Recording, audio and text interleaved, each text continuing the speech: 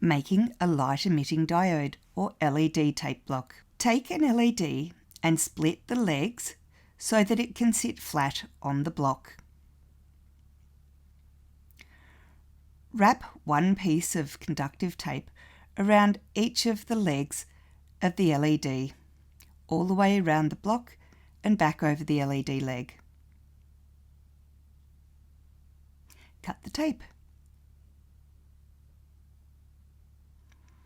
Then run the other piece of conductive tape around the tape block as well, parallel to the first piece, all the way around, over the leg of the LED,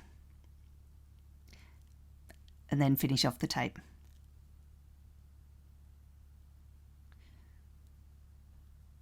Then when you place it with the battery block, the light will come on. This is a bicoloured LED, so it works both directions, red or blue, so you can't get it wrong.